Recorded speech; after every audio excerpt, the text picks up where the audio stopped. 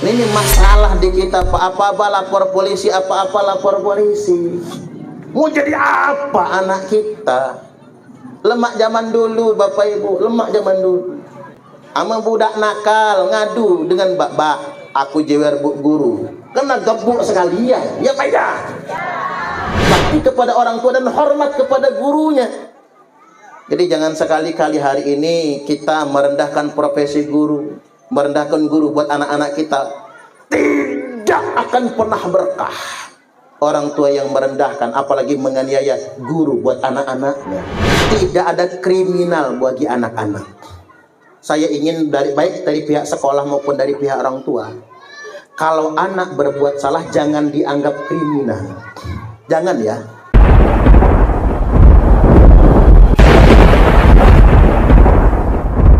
Yang terhormat Kepala Desa Galih Lunik, Pak Mitra ya Pak. Berarti orang kaya, punya toko mitra bangunan itu. Pak Mitra ini ganteng ya, manis betul ya. Badannya tinggi, ini style idola para janda ini. Untung ada janda ya.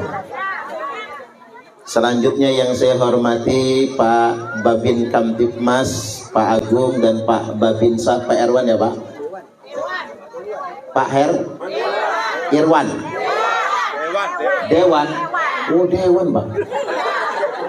Sebetulnya mau dijadiin anggota Dewan ya. Tapi anak jadi tentara Pak. Mengabdi pada negara.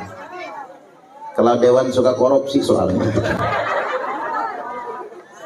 Selanjutnya yang saya hormati para kiai, para asatidz, tokoh agama dan tokoh masyarakat lingkungan Galih Lunik yang tidak dapat saya sebutkan satu persatunya, terkhusus kepada Sahibul Hajah, Ibu Kepala Sekolah SD Negeri Galih Lunik, SD 1 ya Bu, beserta segenap jajaran Dewan Guru dan staf tata usaha SD Negeri 1 Galih Lunik.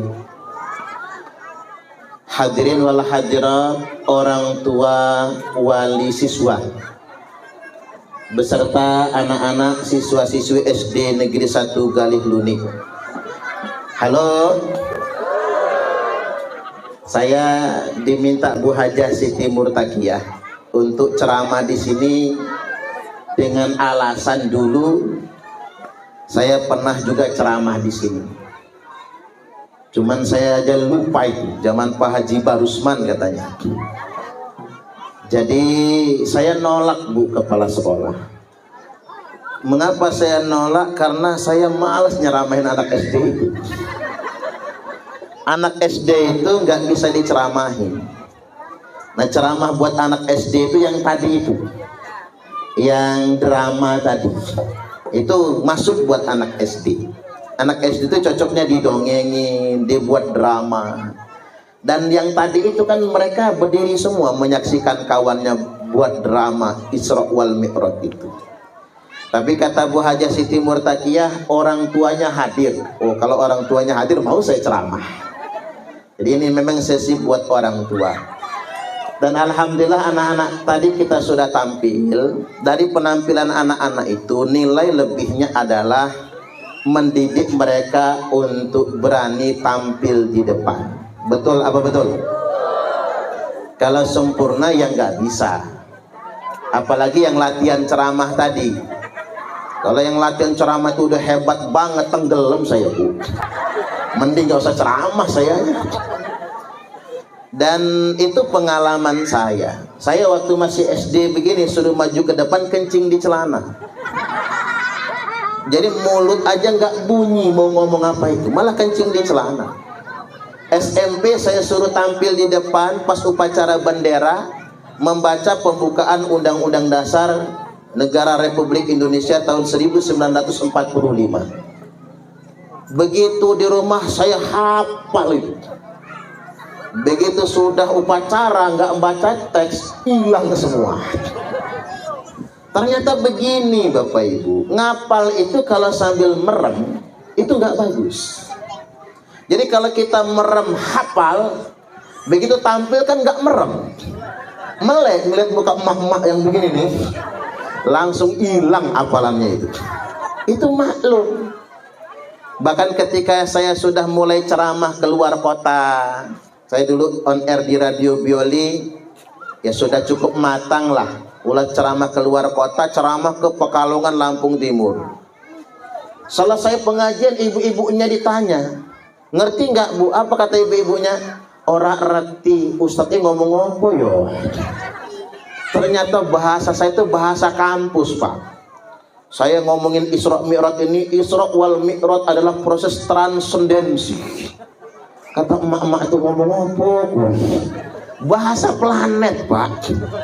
Ternyata ketika kita sudah bisa bicara pun belum tentu apa yang kita sampaikan itu dimengerti orang. Karena memang dakwah agama, ceramah agama ini adalah kemampuan berdakwah secara persuasif, di mana masyarakat mudah memahami apa yang disampaikan, dan itu tidak mudah, itu tergantung jam terbang. Jadi plus minusnya penampilan anak-anak kita tadi Bapak Ibu, itu latihan buat mereka untuk berani tampil. Mudah-mudahan anak-anak kita tadi sukses semua urusan dunia sampai akhiratnya. Amin, amin ya rabbal alamin.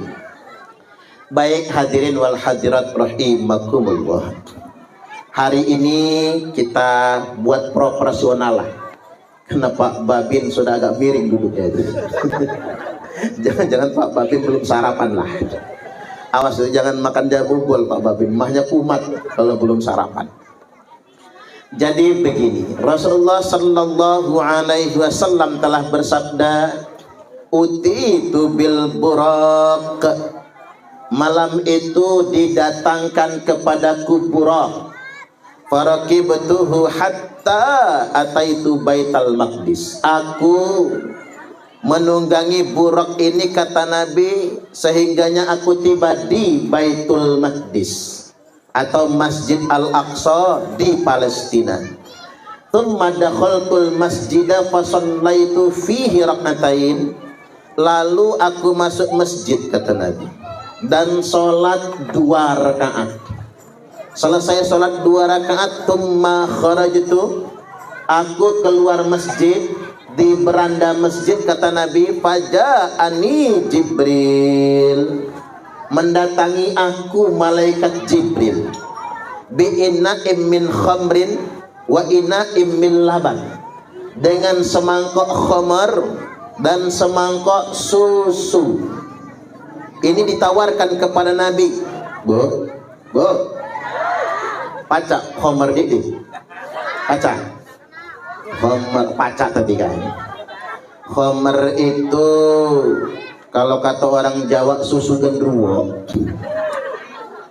Kalau yang di pinggir jalan tuh namanya tuak, Pak. Jadi khomer sama susu itu warnanya sama-sama putih, penampilan sama putih, tapi isi beda. Waktu itu ditawarkan kepada Nabi dan khomer belum haram.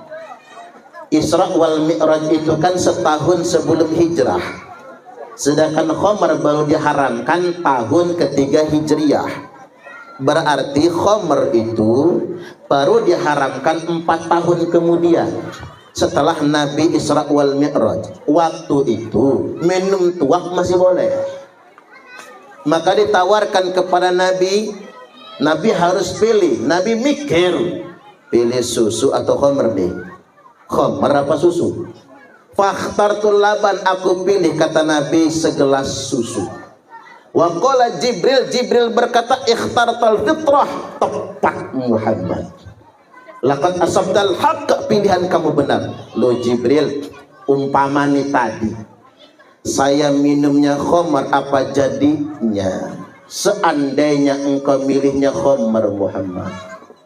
Maka itu alamat pertanda umatmu bakal teler semua. Iya juga ya Pak, Nabi dulu minumnya susu loh Pak, yang teler masih banyak ya Pak ya. Lihat kalau lagi organan itu pening Pak Kades.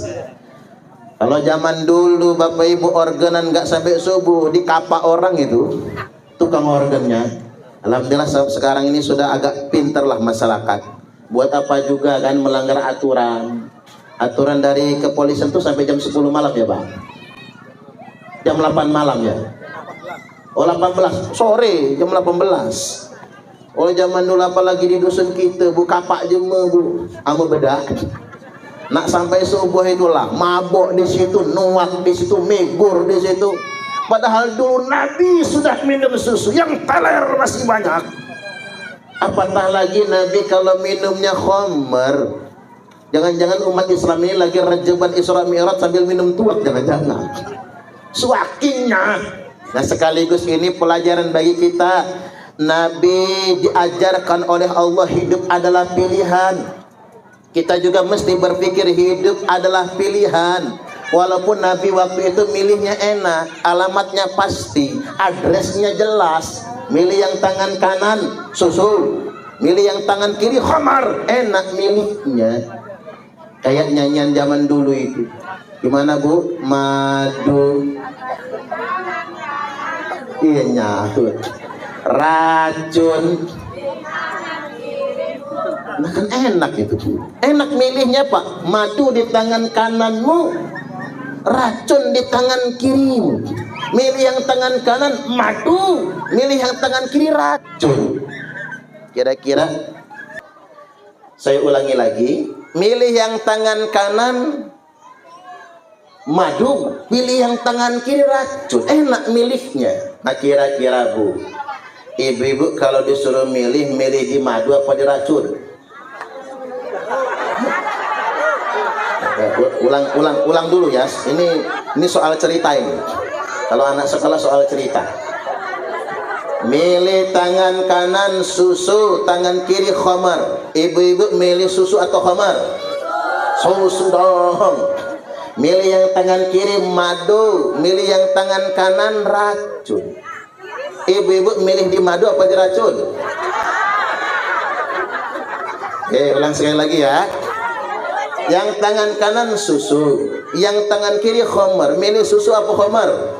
Susu dong. Yang tangan kanan madu, yang tangan kiri racun. Milih di madu apa di racun? Enggak milih, cerdas. Kirain milih di racun ya Pak. Ya itu pertanyaannya yang salah ya. Nah ini pelajaran bagi kita, hidup adalah pilihan. Kita pingin pilih yang hak atau yang batil, susu atau khamar, madu atau racun. Konsekuensinya kita tanggung akibatnya dewe. Cuman masalahnya kalau masih bisa milih mah enak. Yang jadi masalah itu kalau nggak bisa dipilih. Kapan itu talbisul haqqa bil batil? Campur aduk yang hak sama yang batil. Makanya di Al-Quran disebutkan wala talbisul haqqa bil batil. Jangan campurkan yang hak sama yang batil. Ibarat khamar campur susu, jadinya khamar. Madu campur racun. Ibarat air campur bensin.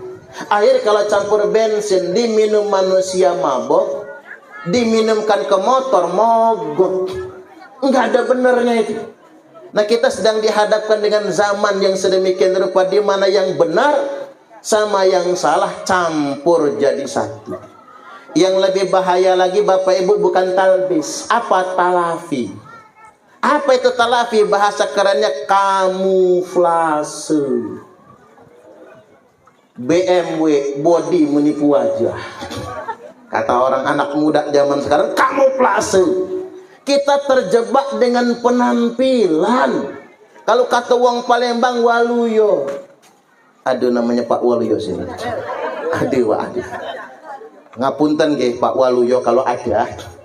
Ini Waluyo Palembang. Apa Waluyo? Wajah lugu ati buayo. Ini masalah. Mulyono. Wajah mulia ati buayo juga. Akhirnya orang nyono, ndak disangka oleh kita semua. Ada Pak Mulyono, maaf ya kalau ada ya. Ada kalau ada Pak Mulyono, maaf. Itu nama Pak, ini plesetan. Kita ditipu oleh penampilan. Kayaknya susu dalamnya khamar tua. Tampilannya madu, dalamnya racun. Hidangannya kopi, dalamnya sianida. Matilah Wayan Mirna Solihin. Katanya diracun sama Jessica Kumala Wongso.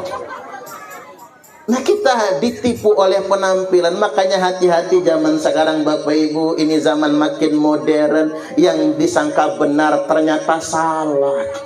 Yang disangka benar ternyata menyesatkan bagi kita semua. Terutama memilihkan pendidikan buat anak-anak kita. Hari ini kita sangat mengkhawatirkan, di mana muncul generasi yang pintar tapi tidak benar. Calak ya calak, tapi kecalakan. Pinter ya pinter, tapi minterin. Ini kita dihadapkan dengan sedemikian rupa. Ada guru SMA praktikum, disiapkan satu gelas yang isinya air tawar, satu gelas yang isinya alkohol, lalu disiapkan semangkok cacing. Lagi proses persiapan, murid-murid SMA protes, maaf Bu Guru, praktek nggak usah dilanjutkan. Loh ngapa, kata Bu Guru? Kalian jijik sama cacingnya? Bukan Bu Guru, kami ini sudah ngerti semua. Ngapain dipraktekin, uang kami sudah paham? Ya kaget kan Bu Guru? Hebat murid zaman sekarang, belum diajarkan sudah ngerti duluan, belum dipraktekkan sudah paham duluan. Oke, kata Bu Guru, ibu yang nonton, kalian yang praktek. Sama murid-murid dipraktekkan. Segumpulan cacing diparok, separuh masukin gelas yang isinya air tawar, separuh masukin gelas yang isinya alkohol. Didiamkan setengah jam. Udah lewat setengah jam, kata murid, lihat Bu Guru, cacing yang masuk air tawar masih hidup semua. Nah, cacing yang masuk alkohol mati semua. Praktek membuktikan kalau kita ingin bebas dari cacingan, banyak-banyaklah minum alkohol. Oi, anak kita gitu Pak. Niku anak dewe loh Bu. Ini yang namanya pintar tapi nggak benar tuh ya begini nih. Ini masalah kita, tapi kalau dipikir ya agak masuk akal ya. Cacing kok di air tawar masih hidup, bertahan dia. Ketiban di alkohol mati. Pantas anak muda zaman sekarang demen mabok. Ngapa Bang mabok? Biar nggak cacingan kata dia. Masya Allah, ini zaman kita. Kita dihadapkan dengan kamuflase itu.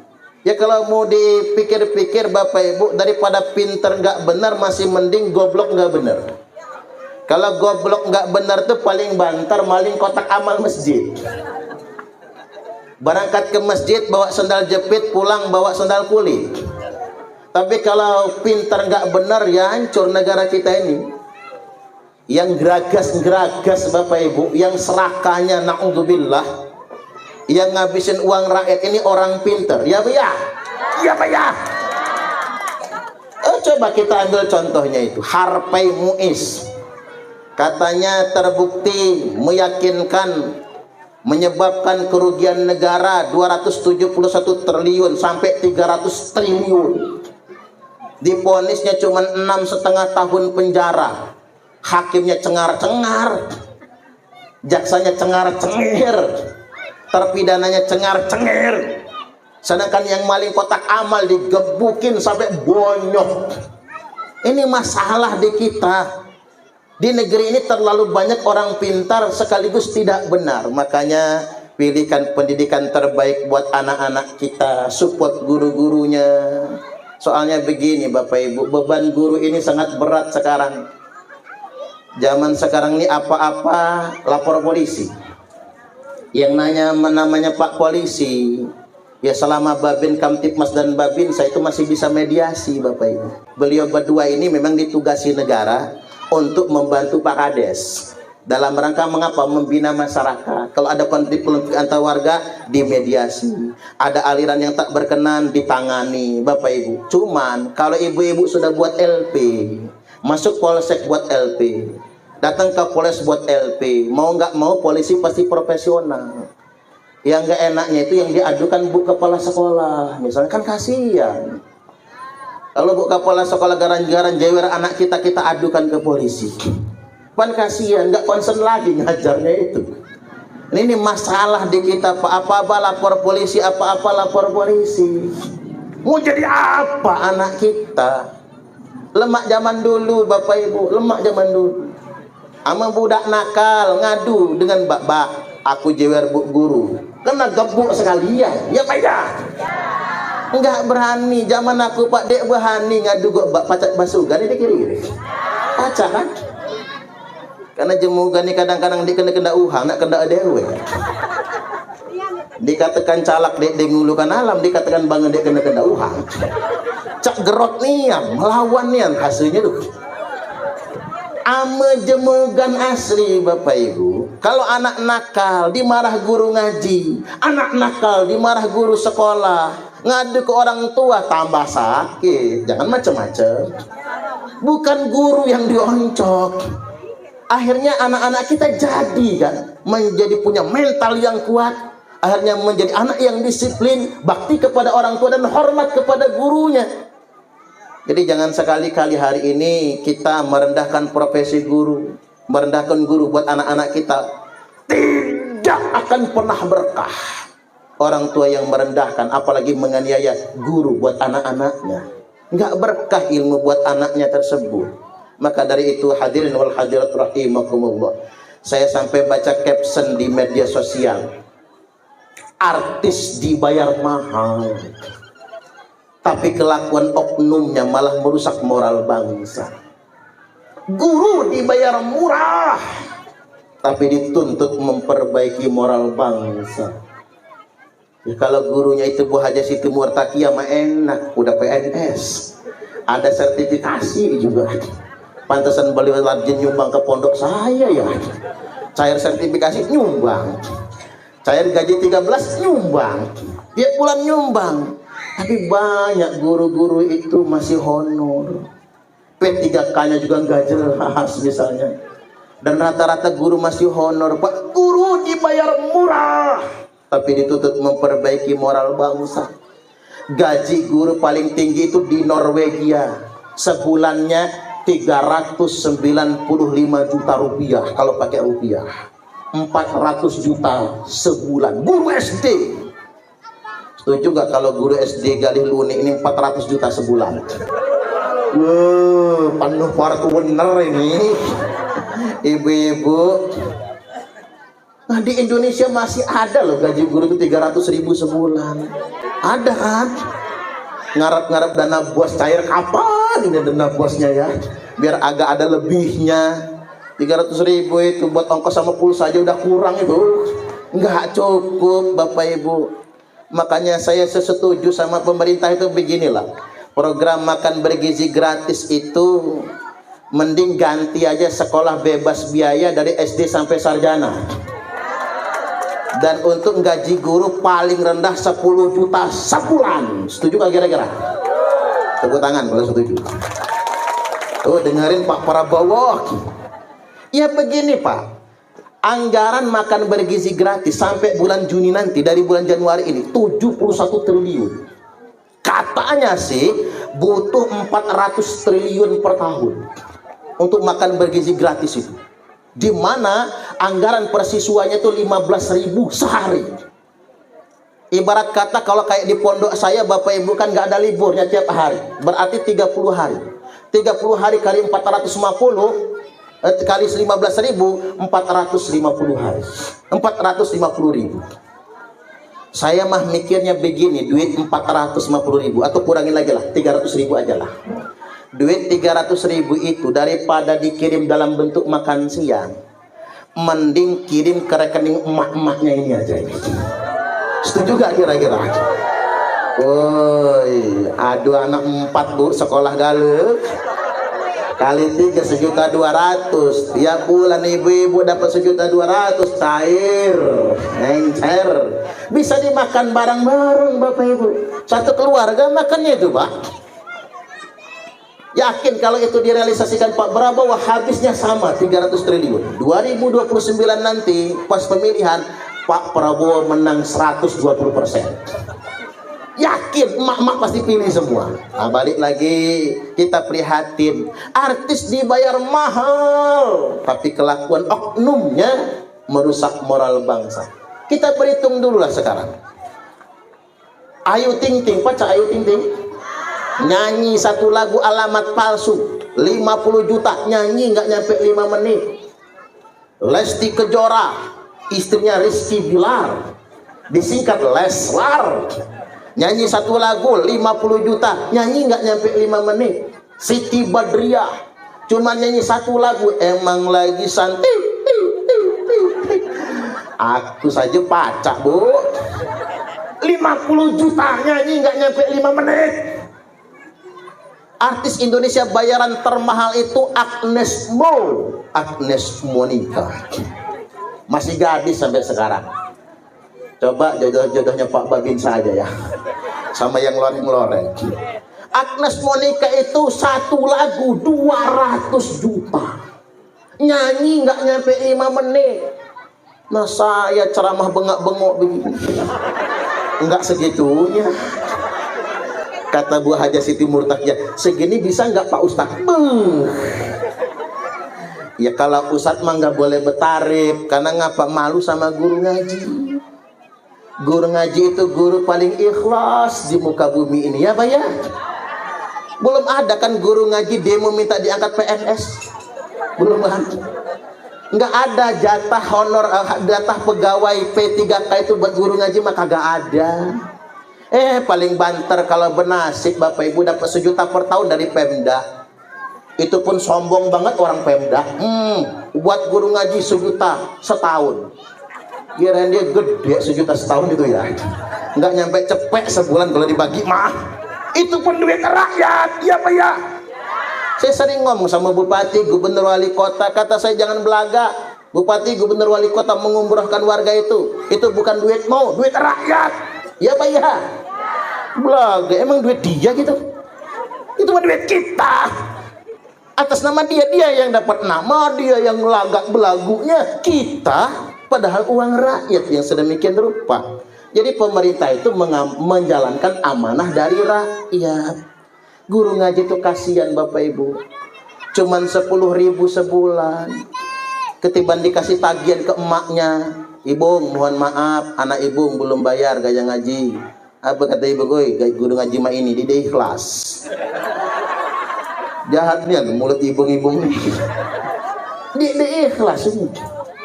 Sampai ke kuping guru ngaji, sakitnya Bapak Ibu. Hanya gara-gara uang 10.000 nggak ikhlas dituduhnya. Guru ngaji itu sudah sangat ikhlasnya, bukan main. Kadang-kadang mohon maaf, guru ngaji juga manusia Pak ya. Iya Pak ya. Dia butuh makan Bapak Ibu. Kadang-kadang token listrik lalu bunyi. Nih. Ngapa pula token listrik itu PLN itu mau sampai bunyi? Kalau token sudah bunyi, duit belum punya buat beli token Bapak Ibu, persis teroris suara token itu. Tetangga sudah noleh semua, suara apa itu? Nggak enak Bapak Ibu. Token sudah bunyi, beras habis, anak mau jajan nggak punya duit, bini monyong. Tapi ngapalah, rata-rata istri guru ngaji itu nggak solehah ya. Kasihan guru ngaji itu, bininya judesnya, na'udzubillah.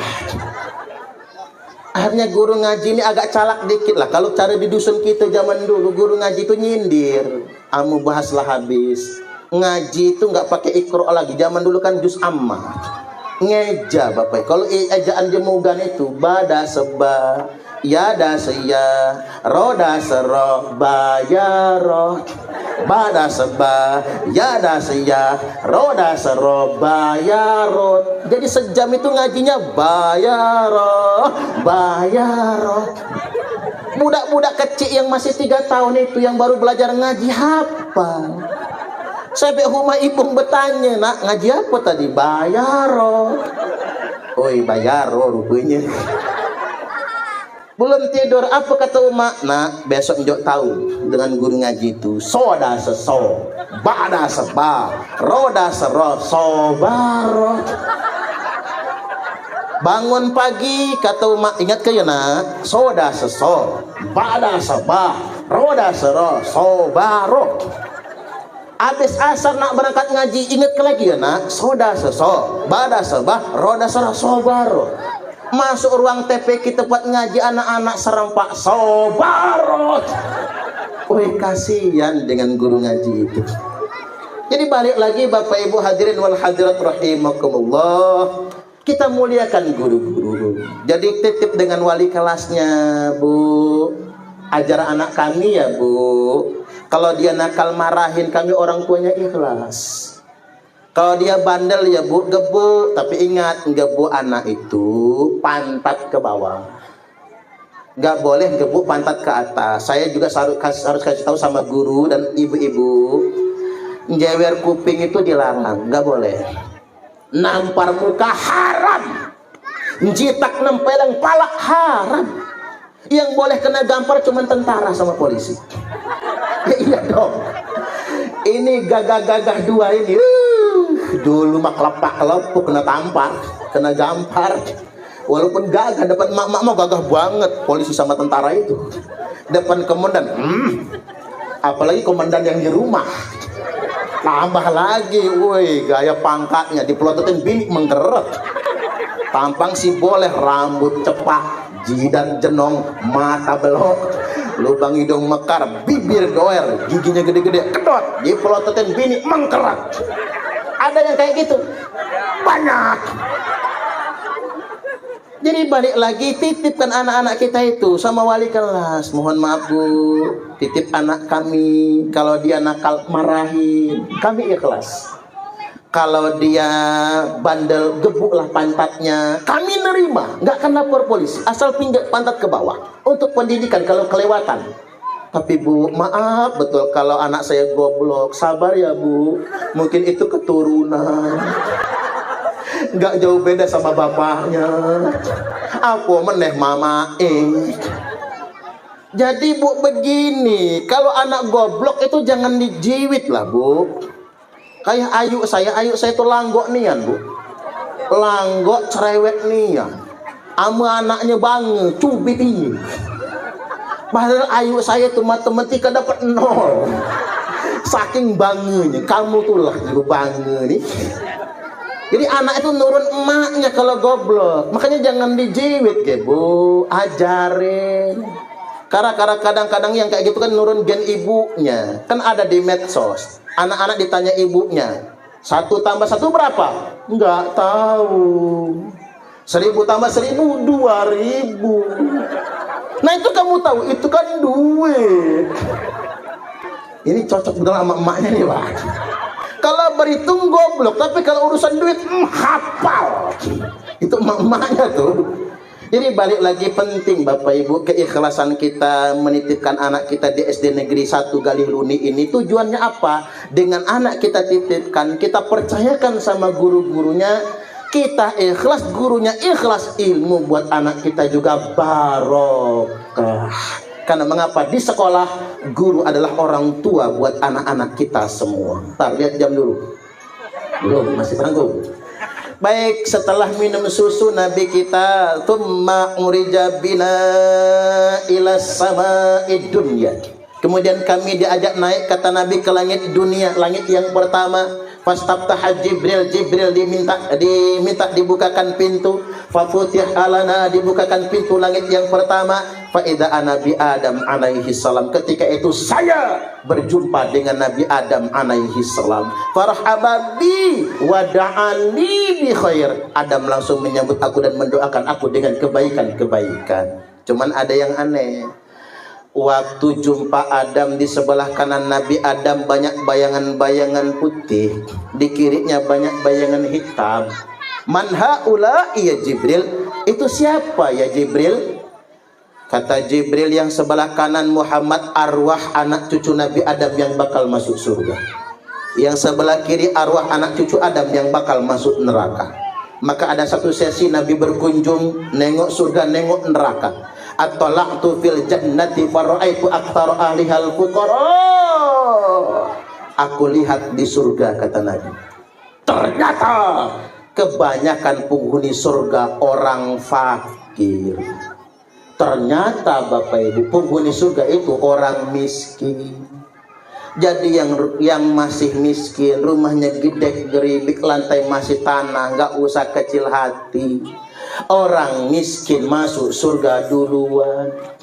Kalau sholat hanya medik di sembahyang duluan ke neraka. Hanya saja begini Bapak Ibu, ibu-ibu kalau disuruh milih kaya apa miskin?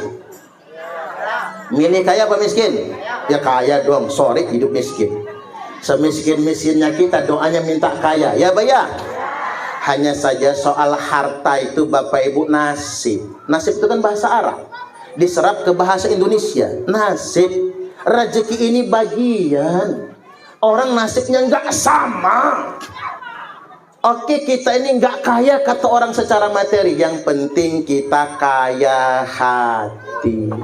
Betapa banyak orang yang katanya kaya harta tapi miskin hati. Tidak sedikit yang katanya miskin harta tapi kaya hati. Karena kaya itu bukan soal harta tapi soal rasa. Bukan kaya yang membuat Anda bahagia, tapi rasa bahagia yang menjadikan Anda kaya. Bukan kaya yang membuat Anda bersyukur, tapi bersyukurlah yang menjadikan Anda kaya. Harta itu bukan segala-galanya. Ya bayar.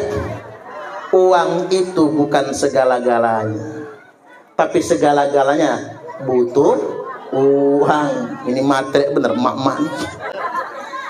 Saya nggak setuju dengan ungkapan itu. Uang bukan segala-galanya, tapi segala-galanya butuh uang. Tak setuju. Karena ada sesuatu yang tidak bisa dibeli pakai uang. Halo? Ada sesuatu yang tidak bisa dibeli pakai uang. Apa itu? Kebahagiaan dan keberkahan. Dua perkara yang takkan pernah bisa dibeli pakai uang. Bahagia dan berkah. Ya bayar. Banyak orang kaya nggak berkah, banyak Bapak Ibu. Buat apa? Orang kaya nggak bahagia, buat apa? Apalagi orang kaya hidup paranoid. Rumah tingkat 4, mobilnya juga 4, bininya banyak igi Bu. Sikokian Bu, hal banyak igi. Kaya raya, gerbangnya saja 2, gerbang masuk sama gerbang keluar beda, ada kolam renangnya, tapi paranoid.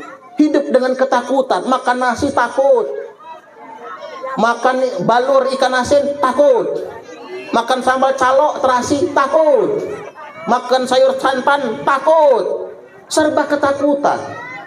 Di samping rumah orang kaya ada orang miskin, rumahnya gede geribik, kuli pekerjaannya, atapnya saja bocor, lantainya masih tanah, tapi kalau makan 3 piring, bubuh 3 kali, gulainya sayur nangke santan kental, lauknya balur ikan asin panjang, sambal calo terasi pedas, lalap ulamnya triple, petai jehing kabau, pete jengkol jaling, makan bubuh 3 kali, bersimbah keringat, buka baju, duduk di jabe alias di luar di teras, ngudut ji samsung mapas. Itulah definisi bahagia. Nggak usah muluk-muluk. Ibu-ibu ngayal, andaikan suamiku Raffi Ahmad. Bapak-bapak ngayal, andaikan istriku adalah Nagita Slavina. Ada juga yang ngayal, andaikan aku jadi Mbak Lala, babysitter di rumah Raffi Ahmad. Ada juga yang kayak gitu. Nggak usah, kita ini yang penting bermental kaya, jangan bermental miskin. Justru sekarang banyak orang kaya tapi mentalnya miskin, berduit rumah gedong tapi masih nerima PKH. Ini fakta, ini mental miskin. Kita ini begini, kalau pengen bermental kaya Bu, 1, jangan pernah terobsesi dengan punya orang. Uman kita saja, nangkanlah uman jemeng. Bapak-bapak ini kalau terobsesi sama bini tetangga sengsoro, Pak. Bini dewe ada, tapi ngelirik aja rumput tetangga lebih hijau. Laki-laki yang rajin mencium istrinya relatif lebih panjang umur jika dibandingkan dengan laki-laki yang mencium istri tetangganya. Kapak jemeng, jangan macam-macam. Jadi jangan terobsesi dengan punya orang, yang punya kita dewe. Jadi begini Bapak Ibu, tetangga beli kulkas panas dia, tetangga beli ceret main ceret. Tetangga beli mobil menggigil, tetangga beli motor gemeter. Nggak bisa. Yang kedua Bapak Ibu, kalau hidup kita ingin kaya, hidup kita ingin bahagia, jangan melihat ke atas, lihatlah ke bawah. Unzuru ila man huwa asfala minkum wala tanzuru ila man fawqakum. Jangan melihat, lihatlah yang ada di bawah kalian, jangan melihat apa yang ada di atas kalian.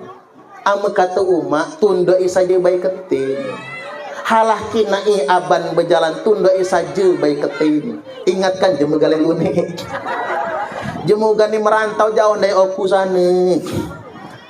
Jangan lihat awan yang sedang berjalan, lihat saja jempol kaki. Aji uma ame dihi sare naklah lama dihi sare. Ame dihi miskin naklah lama dihi miskin. Nek dewe melarat nak wis ket mbiyen yo melarat.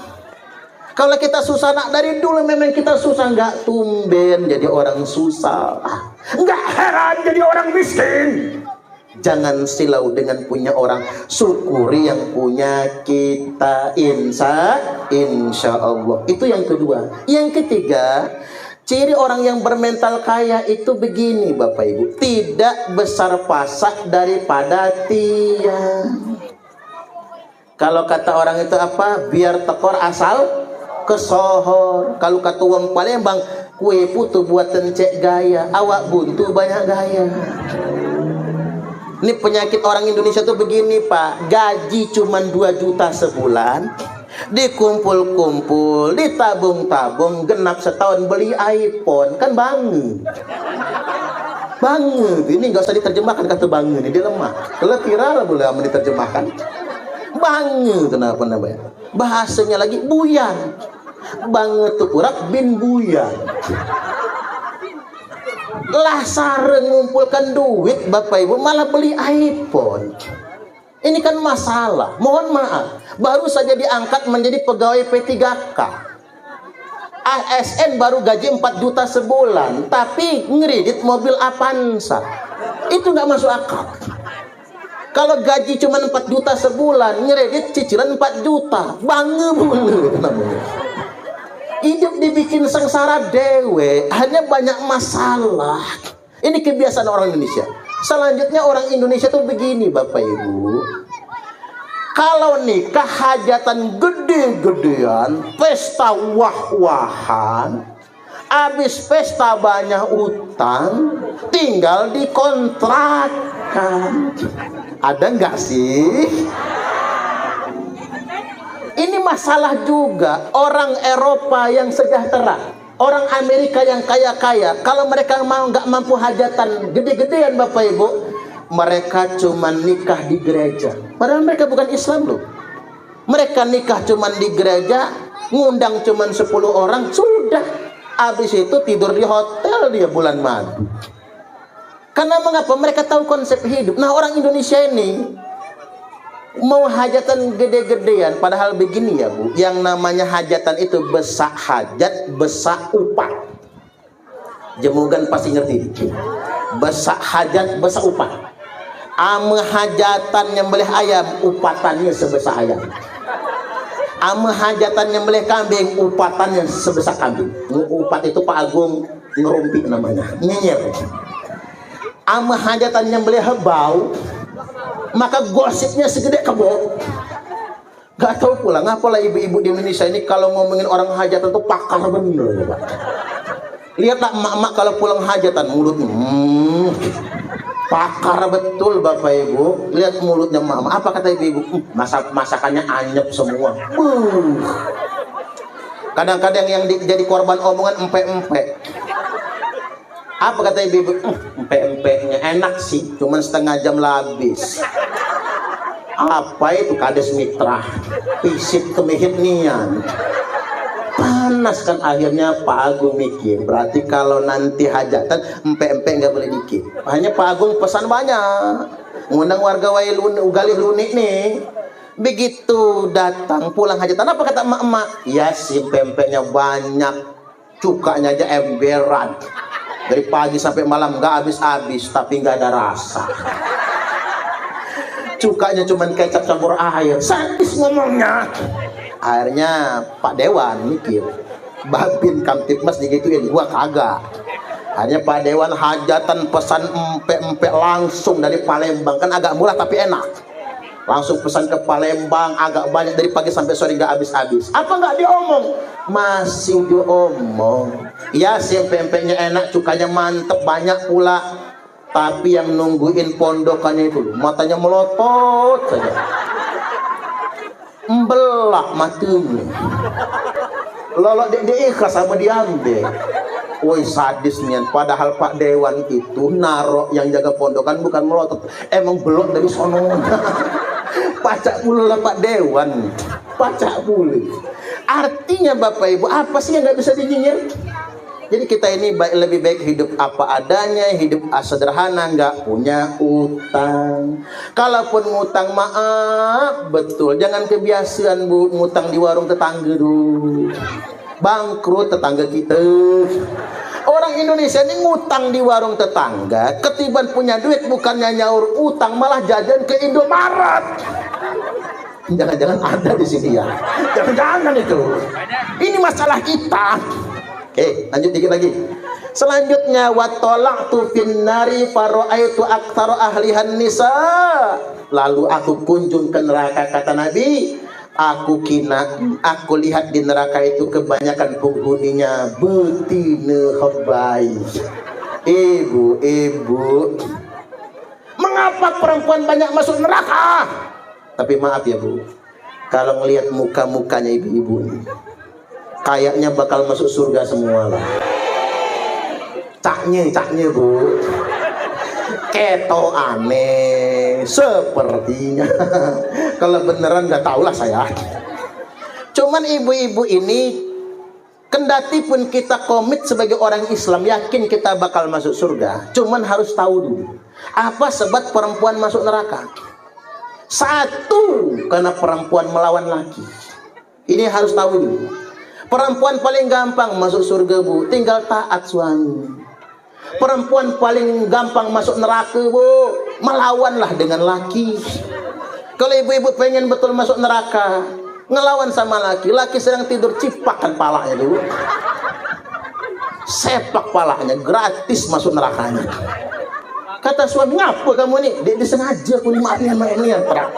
Langsung sengaja, gratis masuk neraka. Cuma gila. Yang kedua, perempuan itu masuk neraka gara-gara apa? Kurang syukur dengan suami.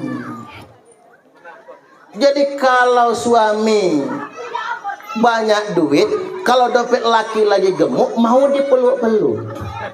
Kalau dompet laki lagi nipis, pegang laki saja bilangnya najis. Jijai bajai najong tralala. Kalau kata orang sekarang apa? Cinta tak memandang warna kulit, tapi cinta memandang warna duit. Makanya Pak, bapak-bapak itu walaupun hitam, yang penting duitnya banyak, enggak kelihatan hitamnya Pak.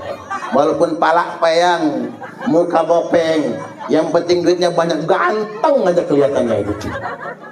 Cuman jangan sekali-kali nggak punya duit, ada uang abang disayang, nggak ada uang abang ditendang. Ini betina zaman mah ini nggak syukur sama suami. Makanya ibu-ibu sumbang saran, kalau ibu-ibu pengen masuk surga, manut qanaah sama suami. Dikasih suami uang belanja 30 juta sebulan, nerimo ya Bu.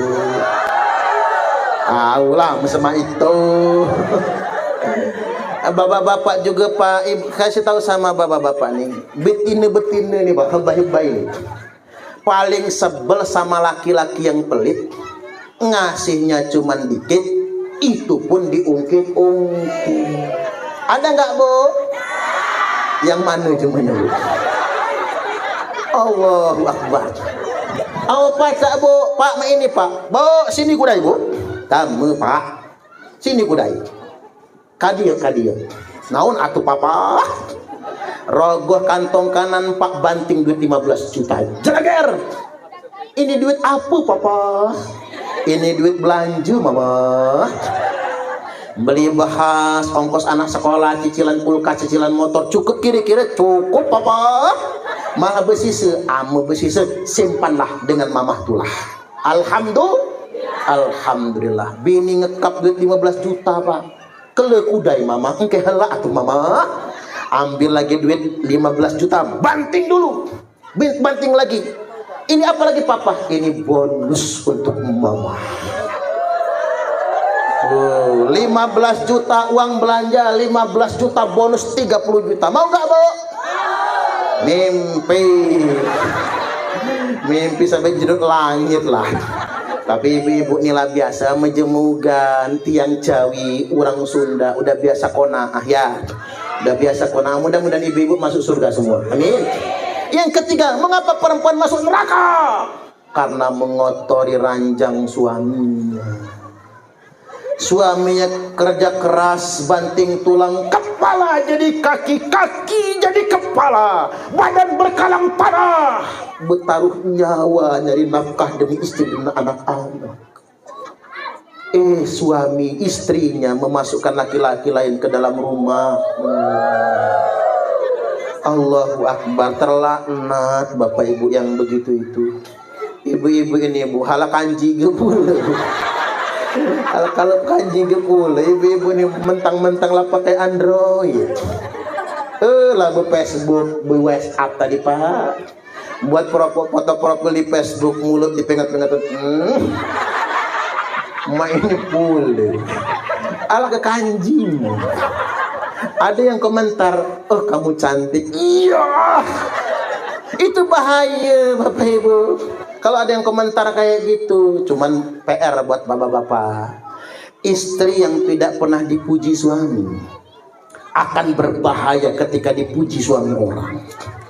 Makanya bapak-bapak rajin dipuji bini tuh pak. Ibu-ibu tuh kadang-kadang pengen kayak Aisyah dipanggil ya Humairah, pengen yang dipanggil yang kemerah-merahan. Bedandanlah serba pink, kerudung pink, baju pink, androk pink, dalaman pink. Ngaku ibu pak, bedak pink, blush on pink, lipstick pink, sampai nyangkut di gigi. Saking banyaknya. Lewat depan laki, bukan untuk orang. Ibu-ibu tandan tuh untuk lakinya tulah. Pengen dipuji suami. Apa kata laki? Anak babi nak kemana? Wih, mentang-mentang anak babi pingkul.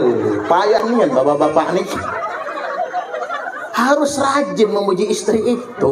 Baik bapak ibu, Nabi kita naik ke langit yang kedua seperti kata anak-anak tadi ya, ketemu dengan Nabi Isa, Nabi Yahya alaihi salam. Dan langit yang ketiga ketemu dengan Nabi Yusuf alaihi salam. Di langit yang keempat ketemu dengan Nabi Idris alaihi salam. Di langit yang kelima ketemu dengan Nabi Harun alaihi salam.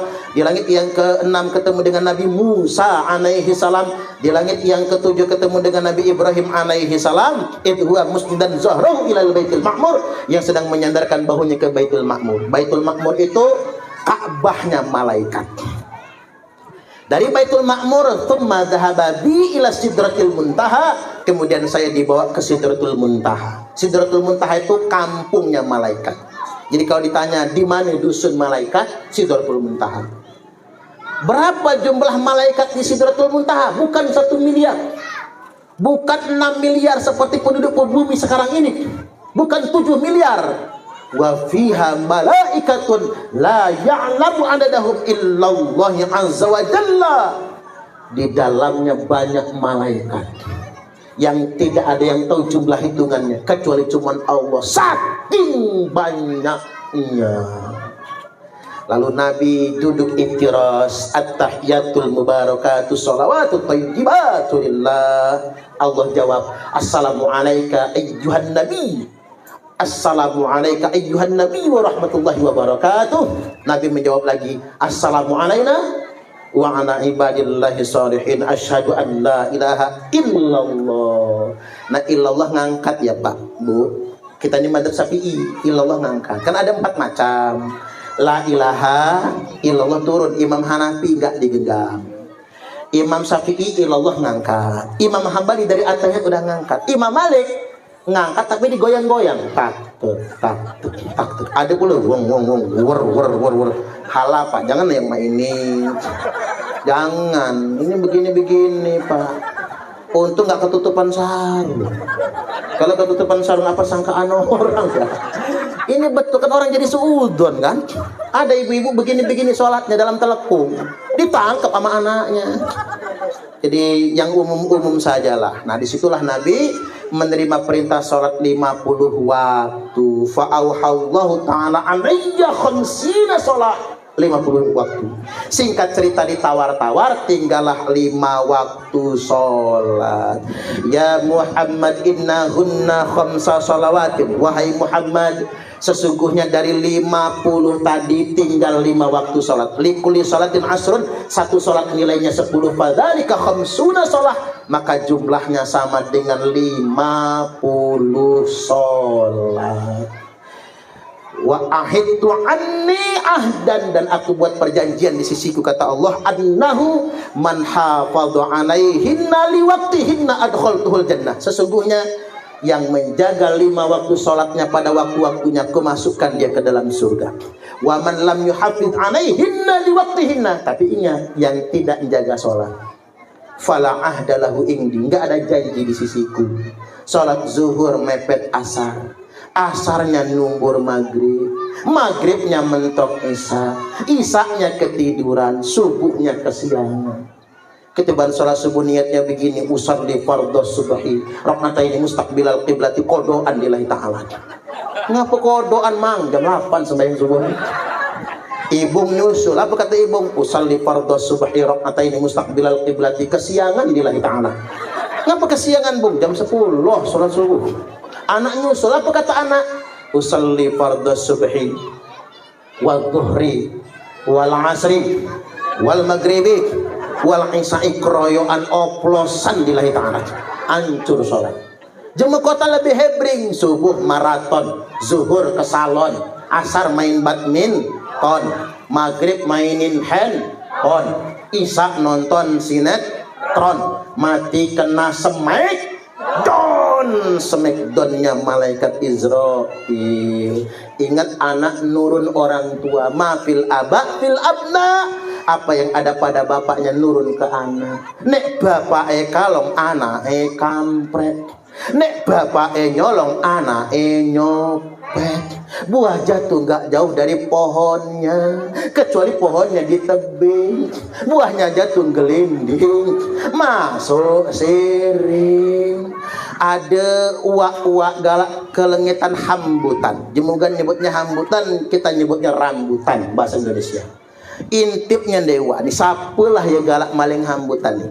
Rupanya budak kecil, anak SD galih lunik nih barangkali. Budak kecil jewa, hoi nganini galak maling hambutan nih. Pantasan hambutan ku habis, ku kata gok bangan ngan gelut. Kata budak kecil ini, kata kalau aku dia takutan ada, bilangin aja gua nggak takut, kata dia. Nah kamu mana bangan? Teriaklah budak kecil ini, bak tuhunlah ada jemunya. Rupanya bapaknya lagi ngunduh rambut. Ini yang namanya buah jatuh gak jauh dari pohon tuh ini, naik. Jangan ajari anak itu salah. Ajari berbakti dengan guru. Jangan ajari melawan dengan guru. Kita sama-sama kerjasama dengan pihak sekolah untuk sama-sama mendidik anak-anak kita agar berkah. Lah lemak kan kalau SD gratis ya Bu ya, nggak ada biayanya kan. Yuk kita bareng-bareng, minimal hemi kata bu guru di hati bu guru, senang di hati jemetua, ilmu anak kita barokah. Jangan-jangan alumni SD Galuduni ada yang jadi presiden nantinya, amin. Terus begini juga Bu Kapsek ya, memang pengennya guru sih anak itu kan nurut semua, tapi percayalah Bapak Ibu, tidak ada kriminal bagi anak-anak. Saya ingin baik dari pihak sekolah maupun dari pihak orang tua, kalau anak berbuat salah jangan dianggap kriminal. Jangan ya, itu kenakalan anak-anak. Walaupun dia mecahkan kaca, jangan dianggap kriminal.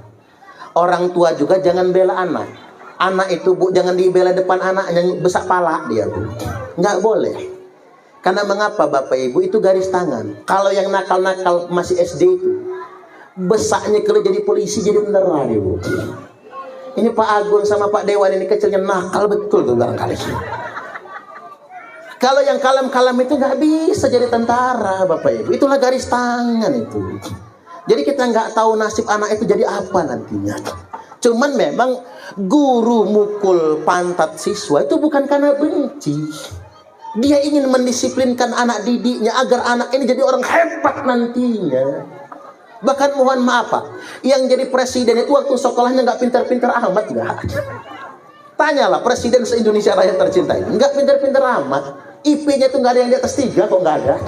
Di bawah 3 semua, karena anak IPS Bapak Ibu. Jadi memang kalau guru SMA itu jangan pilih kasih, sayangnya cuma sama anak IPA aja. Karena nurut-nurut, sama anak IPS tidak demikian. Anak IPA itu akan menjadi pekerja profesional, karena eksak. Dia fokus dengan meja kerjaannya. Tapi anak IPS itulah yang jadi politisi. Itu yang jadi bupati, gubernur. Akhirnya anak IPA kerjanya sama anak IPS juga akhirnya. Ini penting bagi kita, jadi bakat. Dan terakhir, karena saya ini mimpin pondok pesantren Bapak Ibu, yang saya ingin sampaikan kepada orang tua, kepada masyarakat lingkungan pesantren juga, anak-anak yang dititipkan ke pesantren itu bukan orang baik semua. Ya Pak ya. Separuh lebih Pak, anak-anak yang ditaruh di pesantren itu karena orang tuanya nyerah. Orang tuanya nggak sanggup lagi mendidik Pak, makanya ditaruh di pesantren. Dari SD dikeluarkan, lempar pesantren. Dari SMP di DO, masukin pesantren. Dari SMA di DO, masukin pesantren. Jadi kalau anak pesantren itu nakal, ada yang nakal, jangan juga underestimate sama pesantrennya. Ayo kita bimbing bareng-bareng. Nggak tahu nasib anak itu nanti kayak mana. Karena saya ini sampai menangis Bapak Ibu. Ada santri saya itu maling kotak amal. Wih bangga nian kamu hang nih juga. Ini bangga buyan tukerap goblok. Gimana udah tahu kotak amal masjid kamu maling. Kita kan nggak boleh membela anak yang salah, betul nggak gara-gara? Cuma jadi masalahnya Bapak Ibu, sama warga digebukin sampai bonyok. Itu kan anak di bawah umur. Kata saya sama Pak Babin Kamtipmas, gimana ini Pak? Ya bingung kita Pak Ustadz. Mau kita adukan karena penganiayaan anak di bawah umur, memang masuk penjara pelakunya, yakin masuk penjara, itu di bawah umur. Karena undang-undang perlindungan anak itu. Cuman masa pesantren mau bermusuhan sama masyarakat? Karena memang santri kita salah, maling kotak amal. Cuman kita biarkan, alangkah kasihan anak santri itu. Padahal 3 santri yang digebuk itu 2-nya bapaknya ustadz. Sampai segitunya, jadi maaf ini. Jadi kalau anak-anak SD N1 Galih Lunik nakal, yang disalahkan jangan sekolahnya. Orang guru itu kemampuannya terbatas. Sama kalau ada anak pondok nakal, jangan salahkan pondoknya. Bareng-bareng kita mendidik anak-anak kita. Makanya Bapak Ibu, di pondok saya senakal-nakalnya santri nggak akan saya keluarkan dari pondok. Benar ini? Nggak akan saya keluarkan dari pondok. Karena itu amanah, walaupun berat. Cuman 2 yang saya tidak bisa toleran di pondok itu. 1, penganiayaan. Kalau ada santri senior menganiaya junior, nggak nunggu besok, hari itu juga bawa pulang. Karena saya paling pantangan gebuk santri. Bahkan ustadz-ustadz yang lain pengurus nggak boleh ada yang gebuk santri satupun. Kalau santri salah, mending disuruh maraton, suruh push up, suruh nulis istighfar 1000 kali misalnya. Jangan pada dipukul. Sana saya pantangan. Jadi kalau ada santri senior gebuk juniornya, langsung pulang. Karena itu persekusi, bully, nggak boleh. Yang kedua, pencabulan. Kalau 2 perkara itu Pak, nggak ada toleransi, pulang. Tapi kalau yang lain Bapak Ibu, seperti maling kotak amal, saya dituntut warga agar 3 santri itu dikeluarkan, nggak saya keluarkan. Ini masih anak-anak. Kami memang diamani mendidiknya. Dia memang salah kata saya, tapi nggak akan saya keluarkan. Kita doakan 3 santri itu kapok, nggak akan ulangi lagi. Kita doakan besok 3 santri itu jadi menteri semua. Amin, amin ya rabbal alamin. Jadi sekali lagi Bapak Ibu, mohon maaf kalau ada anak kita salah, jangan dihakimi ya. Termasuk anak ibu sendiri, boleh didisiplinkan, boleh dihukum, bahkan boleh digebuk pinggang ke bawah. Tapi jangan pernah memperlakukan anak sebagai pelaku kriminal. karena mereka butuh pendidikan dari kita semua. Baik, demikian dari saya, kurang lebihnya mohon maaf, dan kepada Allah Ta'ala mohon ampun. Bu. Kami adalah Laskar Sabilillah, pecinta Wali Songo dan para anbiya, pewaris peradaban Islam di Nusantara hingga berkibar bangsa Indonesia.